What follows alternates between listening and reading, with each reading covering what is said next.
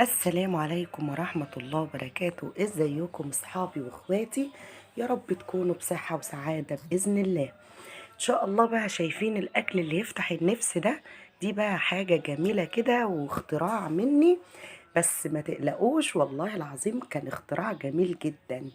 يعني انا حبيت كده اغير بقى الاكلات التقليدية اللي اتعودنا عليها، زي الطبيخ العادي كده، انواع الاكل يعني المنتشرة. فقلت اما اقوم بقى ايه، كده كده انا عندي اللحمه، فهقوم هخترع وهناكل، يعني ما فيش حاجه هتترمي، هيتاكلوا يعني هيتاكلوا. فقمت بقى طلعت نص كيلو لحمه كده انا عندي شايلاه في الفريزر. انا بجيب اللحمه على بعض في اخر الشهر وبكيسها كده على مدار الشهر، يعني ده حال الموظفين في البيوت كلها. ورحت طلعت بقى اللحمه دي، سيحتها كده بقى من الفريزر من التلج بتاعها. ولقيت بقى بما ان البطاطس زي ما قلت لكم في فيديوهاتي اللي فاتت، البطاطس رخيصة جدا اليومين دول يا جماعة. فقمت واخدة بقى شوية بطاطس كده صغيرين، هوريكم طبعا طريقة عملوا الفيديو، والفيديو شغال معاكم. ورحت مقشراهم وقلت يلا بقى نخترع مع بعض، وهتطلع ان شاء الله اكلة تحفة وجميلة. وفعلا طلعت اهو، شايفين بقى شكلها يجنن، والله شكلها وطعمها. وفرحوا بيها وفعلا كان طعمها يجنن. وكمان يعني نص كيلو لحمة أكل، يعني أنا عايزة أقول لكم إن إحنا 5 أفراد أكلنا الحمد لله وشبعنا. وكانت أكلة مختلفة غير الأكلات بقى التقليدية اللي شبعنا منها وزهقنا منها يعني كل يوم. تعالوا بقى نشوف عملنا ايه بقى في الأكلة دي، وامشوا معايا وإن شاء الله هتعجبكم. وهتكتبوا لي بقى في التعليقات رأيكم بصراحة، بس لازم تجربوها علشان تصدقوا بقى وتشوفوا فيديوهاتي كلها وتصدقوا ان انا بعمل لكم حاجة جميلة ومختلفة. او جبت بقى شوية البطاطس زي ما انتوا شايفين كده.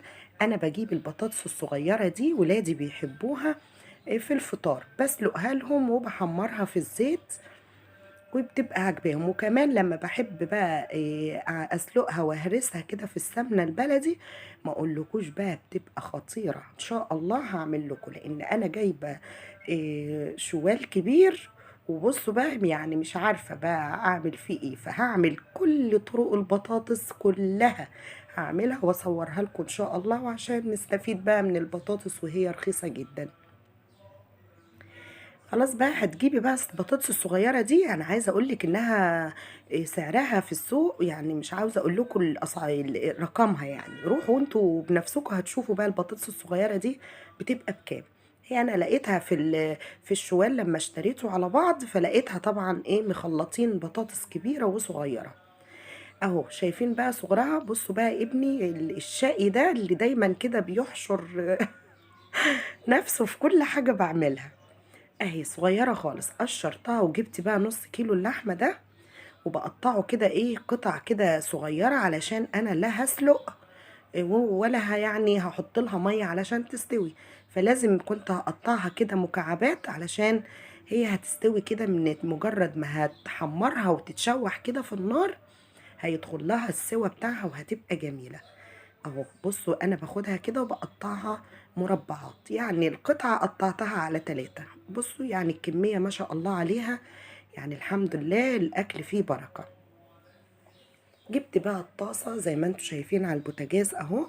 هنجيب طاسة فاضية، هحطها بقى على النار. وكالعادة في اللي بوريهولكوا بقى في فيديوهاتي كلها، السر بتاع اكلي بقى وجماله دهن الكلوة يا جماعة. انا بحب دايما اعمل بيه اكلي كله، يعني ما اقولكوش بقى الريحة اللي بتطلع من الاكل بتبقى تحفة تحفة بجد، من ريحة الدهن ده وانت بتسيحيه كده وبتعملي بيه الاكل بتاعك. جربوا كده. الناس اللي مش عارفة، اللي هي اول مرة تشوف طريقة الدهن ده، جربوها والله مش هتندموا ان شاء الله وهتعجبكم جدا. انا حطيته بقى ورشيت رشة ملح، لازم ترشي رشة ملح عشان ما يتحرقش منك. لو ما حطيتيش الملح مش هيسيح معاكي بسرعة وينزل المادة الدهنية بتاعته. اهو بصوا بقى رشة الملح بدأت تخليه يتسلي كده وينزل. اهو بينزل الدهون بتاعته، يعني زي السمن بالظبط للناس اللي هي مستغربة يعني، لكن الناس اللي متعودة على الموضوع ده هتفهمني انا بقول ايه. بيتباع عند الجزار ورخيص جدا، وانا قلت لكم قبل كده ان انا كمان مش بشتريه، يعني احنا الجزار تحت البيت، فكل ما نشتري منه لحمة بقى بيديني قطعة كبيرة كده بقطعها مكعبات واحطها في كيس واشيله في الفريزر. لازم اقطعه كده مكعبات قبل ما يجمد علشان ما يتعبنيش وانا بقطعه. بعد ما يبقى مجمد كده وهي قطع على بعضيها كبيرة مش بعرف اقطعها بصراحة، بتتبهدل مني كده وبتتعبني كمان في التقطيع. لكن انت هتجيبيها وتقطعيها وهي كده طازة، يعني لسه جايباها من عند الجزار، خديها مكعبات صغيرة وحطيها في علبة بلاستيك في الفريزر، او حطيها في اكياس السندوتشات اللي بنخزن بيها حاجاتنا في الفريزر. بصوا بقى انا لسه ما حطيتش حاجة، هي عمالة تسيح اهو. نزلت بقى ايه كل الدهون بتاعتها، ورحت حاطة فوقيها شوية زيت ذرة. لازم نحط شوية زيت ذرة علشان الاكل بقى ايه يبقى جميل كده، وما يبقاش تقيل قوي كده ومتعب على المعدة. بصوا بقى انا عملت ايه، رحت حاطه بقى كمية اللحمة بتاعتي وهديها بقى صدمة فيه. لازم اي اكل تعمليه ما بلاش حد، يعني حتى دلوقتي في طريقة جميلة جدا انا جربتها وعجبتني. قبل ما تسلقي اللحمة، لو انت هتطبخي الطبيخ التقليدي، قبل ما تسلقيه اديه برضو صدمة كده، بتقفلي مسام اللحمة وبتبقى طعمها جميل جدا. شايفين بقى اهو، هي بتنزل، انا بنزل اللحمة والزيت سخن قوي كده، فببدأ أشوحها بقى تشويحة تمام لحد ما كأنك بتحمريها بالظبط. هبدأ أحط بقى ورقتين لورا كده طبعا عشان إيه يزودوا بقى الريحة الجميلة. كلنا عارفين إن الورق اللورا ده بيخلي الأكل تحفة، يعني بصوا كمان بيطلع كده طعم جميل.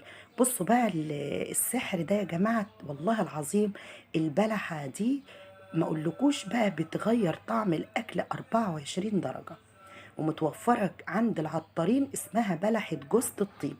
انا عارفة ان كل الناس طبعا عارفاها، بس انا بقول كده للعرايس الجداد يمكن ما عندهمش فكرة. اسمها بلحة جوزة الطيب، وبتتباع ب2 جنيه عند العطار. بس ما اقولكوش بقى على السحر والله وهم. يعني بصوا حطوها في كل اكلاتكم، مشويات، إيه هتطبخي، بس هي بتبقى اجمل بكتير في المشويات كمان. بتبشري نصها كده على الاكل، إيه بتغير معنى، يعني انا عايزه اقول لكم بتغير طعم الاكل، بتخليه جميل، وريحته كمان بتبقى تحفه. يبقى احنا عملنا ايه دلوقتي؟ انا لحد دلوقتي بحمر اللحمه، حطيت عليها ورقتين لورا وبشرت نص بلحة جوزة الطيب. بصوا انا لحد دلوقتي بحمر، انا عاوزة اللحمة دي تستوي، لان انا مش هحط لها مية خالص، فهي كل ما هتنزل السوائل بتاعتها هتحمر. وكمان انا عندي بصوا يعني هي المادة الدهنية كمان لسه موجودة معايا اهي، فانا يعتبر كده خلاص بدخلها مرحلة السوا. بصوا بقى بقول لكم شايفين شكلها حمرت كده وتحفة. انا عاوزة كل الكمية دي تحمر بنفس القطعة اللي انا وريتها لكم. كمان هحط بقى حتة قرن فلفل شطة كده، انا بحب الاكل يبقى مشطشط، بيفتح النفس كده ويخليكي تاكلي كتير جدا. يعني الناس اللي عايزة تعمل دايت بلاش تحط شطة في الاكل بتاعها، علشان الشطة معروفة تفتح النفس، واحنا يعني ما اقولكوش بقى نفسنا مفتوحة على طول، بس احنا بنتحجج بقى بالشطة.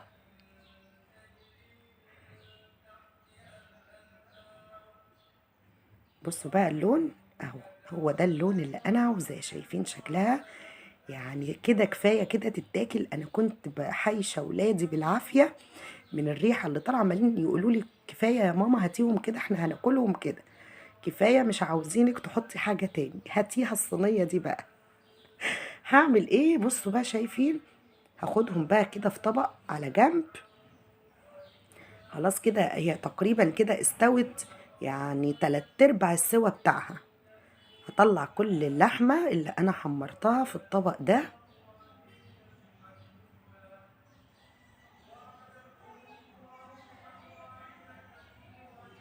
اهو، كمية كلها انا حطيتها في الطبق.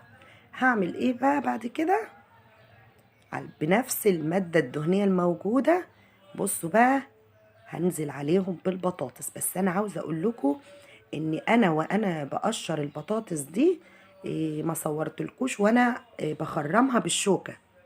يعني هنجيب شوكة كده بعد ما نقشر البطاطس ونغسلها كويس، افضلي بقى اغرزي الشوكة فيها علشان تتخرم. كل ما هتخرميها من كل الجوانب بتاعتها علشان تستوي برضو. هي صغيرة ومش هتاخد سوا خالص. بطاطس دلوقتي الموسم بتاعها وجميلة جدا، فبتستوي بسرعة. بس علشان انا مش هحط ولا مية ولا صلصة ولا حاجة خالص، هنبصوا هنخرمها بقى بالشوكة. هعمل بقى في البطاطس دي زي ما عملت في اللحمة بالظبط. هفضل سايباها كده شوية وافضل اقلب فيها لحد هي كمان ما تديني اللون الذهبي زي اللحمة بالظبط.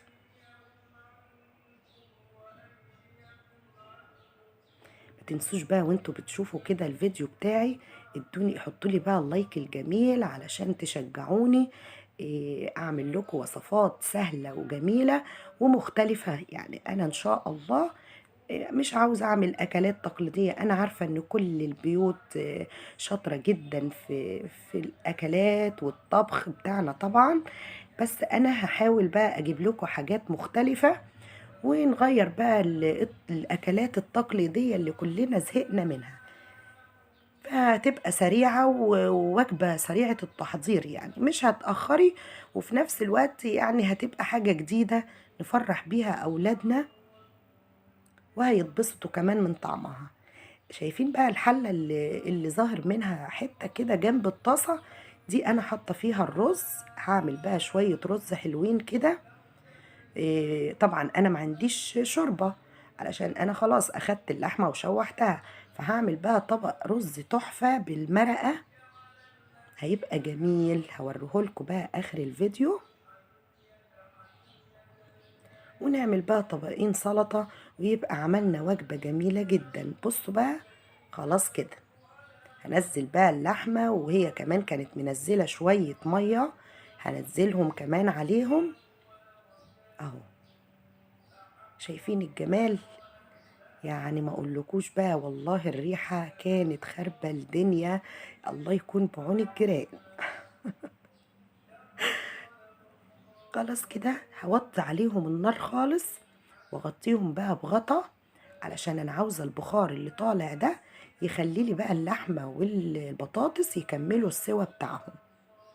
يعني انا غطيت عليهم الغطا وسبتهم ووطيت النار. وطي النار خالص عشان ما يتحرقوش منك. وطيت النار خالص كده على اقل درجة، وكمتهم بقى بالغطا وسبتها يعني حوالي كده 10 دقايق بالظبط. هنحط بقى التوابل بتاعتنا. كلنا عارفين طبعا التوابل الجميلة بتاعتنا، الملح والفلفل الاسود والكزبرة. علشان انا حطيت في الاول، ما تنسوش الورق اللورة وبلحة جوز الطيب.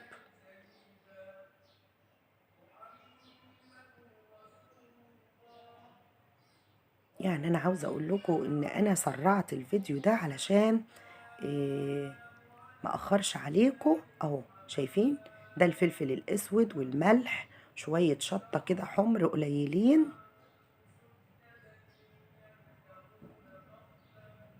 وشوية كزبرة ناشفة. هفضل بقى اقلب كده بالراحة. شايفين كل ما بيروحوا بيحمروا. والله ما اقولكوش يا جماعة، كانت اكلة جميلة وعجبت الاولاد، وبصراحة كانت تحفة تحفة بجد. بصوا بقى بقولكوا، شايفين اللون الذهبي؟ انا عاوزة كل حاجة تتحمر ويبقى لونها كده. وخلاص كده بقى خلصت اكلتنا التحفة. خلاص رحت غرفتها بقى في طبق الاكل اللي هناكله. شايفين الجمال؟ ما اقولكوش والله العظيم. شكلها بصوا بقى تحفة ازاي، ده كمان طعمها كان يجنن.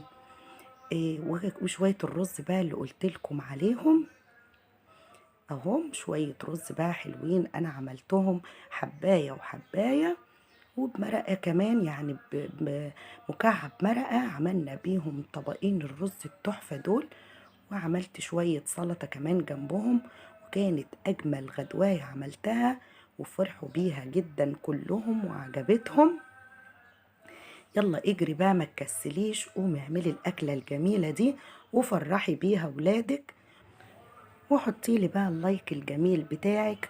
ولو أول مرة تشوفيني اشتركي في القناة وفعلي زر الجرس علشان يوصلك كل جديد مني. إن شاء الله هعمل لكم أجدد الأكلات وحاجات بقى مش تقليدية خالص.